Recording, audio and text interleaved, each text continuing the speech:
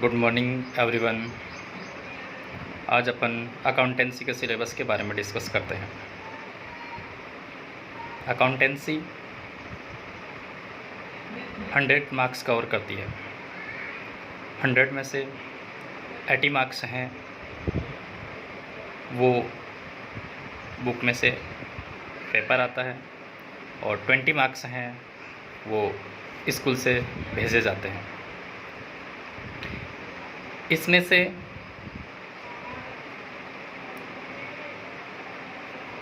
दो पार्ट बनाए हैं इसमें, ए पार्ट और बी पार्ट। ए पार्ट है 60 मार्क्स है, बी पार्ट है 20 मार्क्स है। ए पार्ट में भी 25 मार्क्स है, वो पार्टनरशिप चैप्टर है, वो अकेली कवर करती है। इसको भी 4 सेपरेट यूनिट में डिस्ट्रीब्यूट किया गया है। Introduction to partnership, admission of new partner, accounting for retirement and death of partner, dissolution of the firm, ये 25 मार्क्स कवर करते हैं चैप्टर। नेक्स्ट जो 2 यूनिट्स हैं वो कंपनीज हैं। इसमें फर्स्ट है company accounts, issue of shares and debenture, और सेकंड यूनिट जो है introduction of financial statement of company, ये 12 मार्क्स कवर करता है। इसके बाद नेक्स्ट है वो जॉइंट वेंचर है, वो 7 मार्क्स का है। कंसाइनमेंट अकाउंट्स है वो 8 मार्क्स का है। उसके बाद में जो 9 टॉपिक है या यूनिट है वो accounting for non trading organisation and professional persons, ये भी 8 मार्क्स का है। तो फर्स्ट जो पार्ट है इसमें 60 मार्क्स है, सेकंड पार्ट है बी पार्ट, वो 20 मार्क्स का है। इसमें analysis of financial statement 7 marks का है, रेशियो एनालिसिस 9 मार्क्स का है, और थर्ड है इथिक्स इन अकाउंटिंग, ये 4 मार्क्स कवर करता है। तो टोटल मिला के अपना जो पेपर होता है वो 80 मार्क्स का है और 20 मार्क्स स्कूल के थ्रू भेजे जाते हैं। तो आज अपन पार्टनरशिप के first topic introduction to partnership पर चर्चा करेंगे।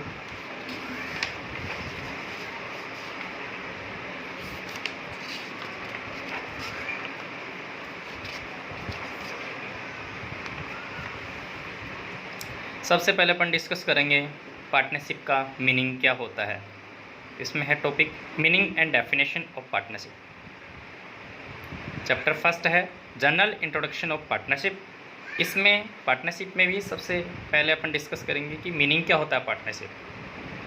पार्टनरशिप जो होती है 2 या 2 से अधिक व्यक्तियों के बीच में व्यापार करने का एक समझौता होता है, जिसमें प्रॉफिट को शेयर में डिस्ट्रीब्यूट किया जाता है। वो शेयर होता है वो पार्टनरशिप जो डीड होती है उसमें डिसाइड किया जाता है, जिसे पार्टनरशिप एग्रीमेंट भी कहा जाता है, समझौता भी कहा जाता है। तो इसमें दे रखा है the law of partnership is contain in the Indian partnership act 1932। तो इसमें सबसे पहले हम समझेंगे कि पार्टनरशिप के लिए अलग से एक्ट बना हुआ है, वो है इंडियन पार्टनरशिप एक्ट 1932, भारतीय साझेदारी अधिनियम 1932, विच कैम इनटू फोर्स, ये प्रभावित हुआ 1 अक्टूबर 1932 में। It extend to the whole of India except the Jammu and Kashmir, ये संपूर्ण भारत में लागू है लेकिन जम्मू एंड कश्मीर में लागू नहीं होता है। Prior to this act the law of partnership was dealt with under the Indian contract act 1872। भारतीय साझेदारी अधिनियम 1932 से पहले जो अधिनियम था वो था भारतीय अनुबंध अधिनियम 1872। इसी के अकॉर्डिंग पार्टनरशिप में जो वाद विवाद होते थे पार्टनर्स के बीच में, कोर्ट इसी एक्ट के अकॉर्डिंग उनको निपटारा करता था। Partnership is association of 2 or more persons who have agreed to combine their financial resources and managerial abilities to run a legal business and share profit in an agreed ratio। Partnership होता है, एक association होता है 2 या 2 से अधिक व्यक्तियों का एक समूह होता है। इसमें एसोसिएशन है 2 या 2 से अधिक व्यक्तियों का। हु हैव एग्रीड, वो सहमत होते हैं, to combine their financial resources, वो अपने फाइनेंशियल रिसोर्सेज को कंबाइन करने के लिए, एंड मैनेजरियल एबिलिटीज़, अपनी जो प्रबंधकीय क्षमताएं हैं उनको कार्य कराने के लिए। ए लीगल बिजनेस कैसा होना चाहिए, लीगल होना चाहिए। And share profit in A agreed ratio, और उनका जो प्रॉफिट शेयरिंग रेशो है उनके बीच जो डिसाइड होता है वो ही रहता है।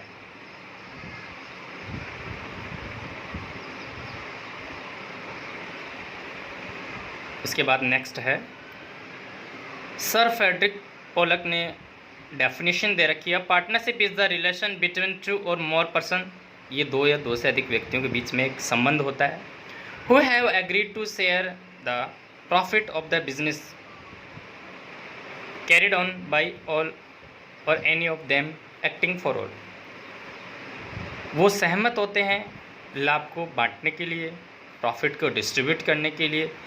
कौन सा प्रॉफिट, जो उन्होंने बिजनेस से कमाया है, जो इसको कैरी ऑन करता है, या तो कोई एक जो सभी के लिए कैरी ऑन करता है, या फिर वे सभी किसी एक के लिए बिजनेस को चला रहे हैं, कैरी ऑन कर रहे हैं। According to section 4 of the Indian partnership act 1932, partnership act की जो सेक्शन है उसमें 4th में भी यही परिभाषा हमें दे रखी है। Partnership is the relation between persons who have agreed to share the profit of a business carried on by all or any of them acting for all, मतलब पार्टनरशिप रिलेशन है, संबंध है 2 या 2 से अधिक व्यक्तियों का, जिसमें वो लाभ को बांटने के लिए सहभागी होते हैं, सहमत होते हैं। और कौन से लाभ को, जिस बिजनेस को वो कैरी ऑन कर रहे हैं, वो बिजनेस कैरी ऑन या तो सभी के द्वारा किया जाता है किसी एक पर्सन के लिए, या वे सभी मिलकर किसी एक पर्सन के लिए कर रहे हैं, या एक पर्सन मिलके सभी पार्टनर के लिए कर रहा हो।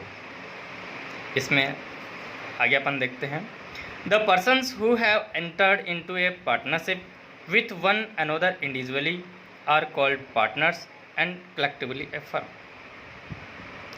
इस पार्टनरशिप के बिजनेस को स्टार्ट करने के लिए जो इसमें इंटर होता है वो सेपरेट रूप से इंडिविजुअली पार्टनर कहलाता है, और उनको ग्रुप में एक फर्म के नाम से पुकारा जाता है। The name under which the business is carried is called firm name, वो किसी फर्म के नाम से जाने जाते हैं। और इसके बाद में दे रखा है, need of partnership act, partnership की आवश्यकता क्यों हुई, क्योंकि हमारे पास में सोल प्रोप्राइटरशिप बिजनेस था, उससे भी अपन काम चला सकते थे, लेकिन उस बिज़नेस में कुछ लिमिटेशंस हैं, कुछ कमियां पाई गई, उन कमियों को दूर करने के लिए ही पार्टनरशिप एक्ट प्रभाव में आया।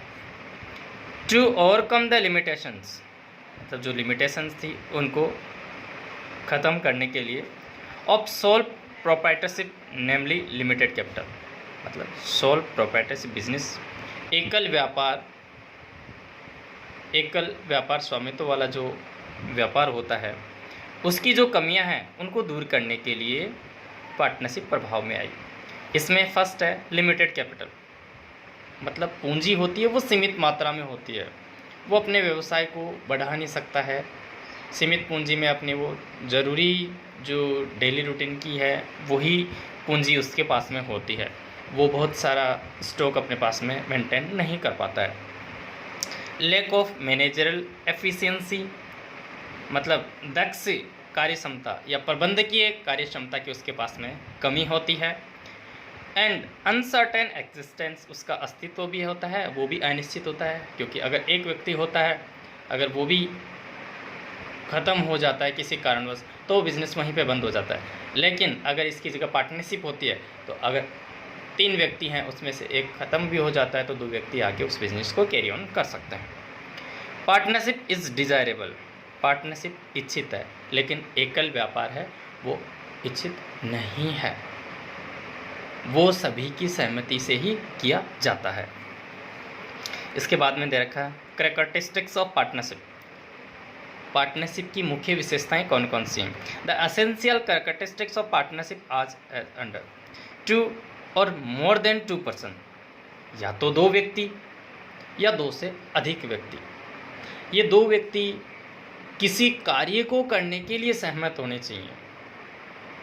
इनके बीच में जो समझौता होता है, किसी कार्य को करने के लिए व्यापार होना चाहिए और उसमें भी लाभ का हित जरूरी है, नहीं तो इसे पार्टनरशिप नहीं कहेंगे। नहीं तो हम देखते हैं कई बार कोई 2 दोस्त होते हैं, कहते हैं हम पार्टनर हैं, हम एक साथ कार्य करते हैं, लेकिन प्रॉफिट डिस्ट्रीब्यूट नहीं करते, दोनों का कार्य सेपरेट है, तो उसमें हम उसे पार्टनरशिप का नाम नहीं देंगे। इसमें 2 व्यक्ति भी होने चाहिए कम से कम, और उनके बीच में एक लीगल व्यवसाय भी होना चाहिए, और वो प्रॉफिट को भी शेयर करनी चाहिए। तो देखते हैं इसमें क्या दे रखा है। There must be at least 2 persons to form a partnership and all such persons to be competent to contract. कम से कम कितने पर्सन होने चाहिए? एटलीस्ट 2 पर्सन तो होने ही चाहिए, और वे सभी पर्सन टू बी कम्पिटेंट जुड़े हुए होते हैं एक कॉन्ट्रैक्ट में, मतलब एक कॉन्ट्रैक्ट में बंधे हुए हैं, एक समझौते के अकॉर्डिंग वो कार्य करते हैं। According to Indian contract act 1872, Indian contract act 1872 में क्या दे रखा है? ए माइनर मतलब जिसकी एज 18 साल से कम होती है, पर्सन्स ऑफ अनसाउंड माइंड, जिसको पागल कह सकते हैं या विकसित दिमाग का कह सकते हैं, and person disqualify any law, ऐसा व्यक्ति जिसके द्वारा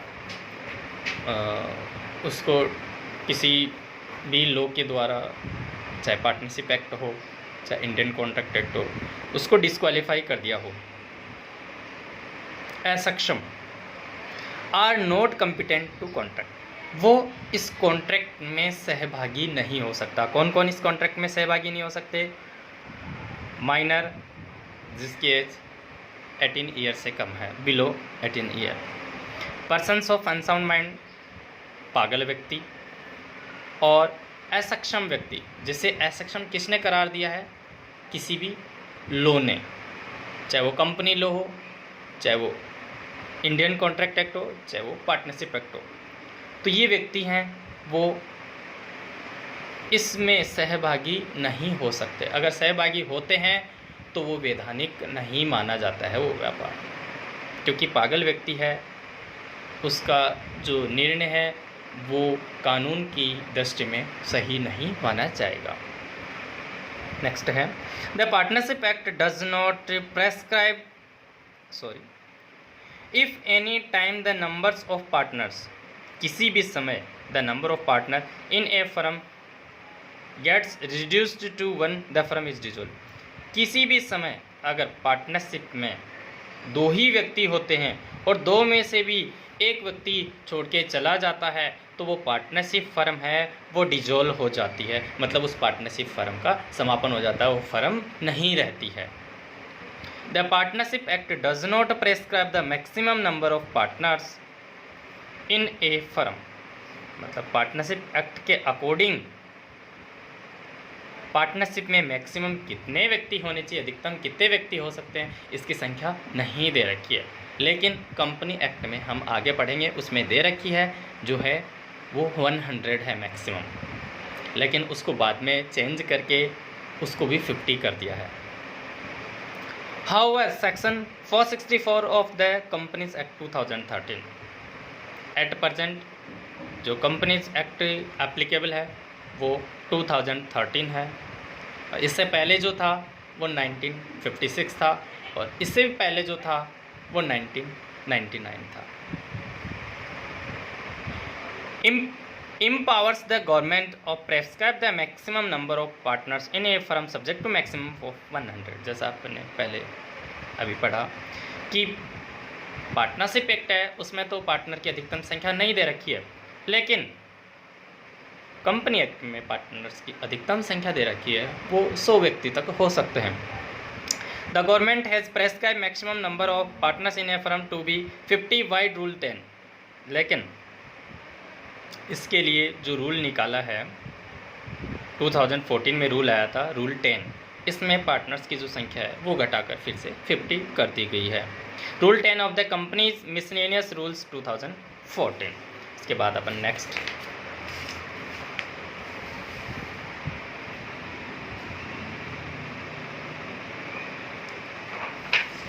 एग्रीमेंट अमंग पार्टनर्स, मतलब पार्टनर्स के बीच में एग्रीमेंट, समझौता होना ज़रूरी है, नहीं तो वो पार्टनरशिप जो डीड है वो वैधानिक नहीं माना जाएगा।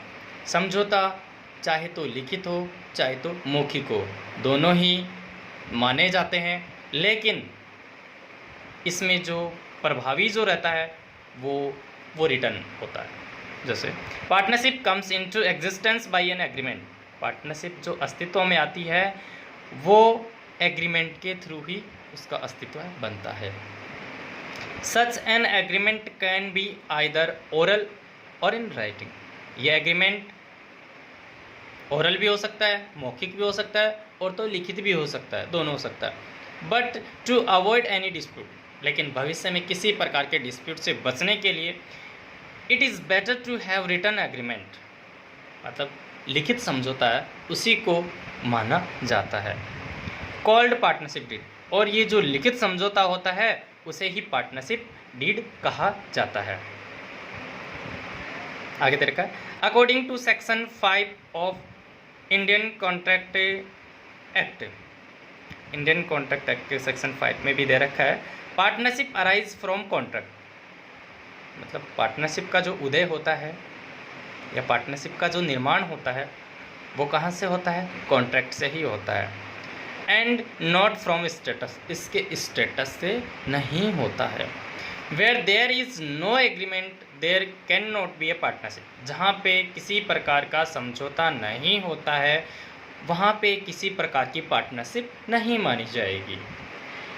Partnership even does not arise from operation of law और फ्रॉम इनहेरिटेंस, मतलब पार्टनरशिप पैतृक रूप से प्राप्त नहीं की जा सकती। जैसे पिता पार्टनर था किसी फर्म में, तो उसमें ज़रूरी नहीं है कि पिता की ना रहने पे पुत्र उसमें पार्टनर हो जाए, ऐसा नहीं हो सकता।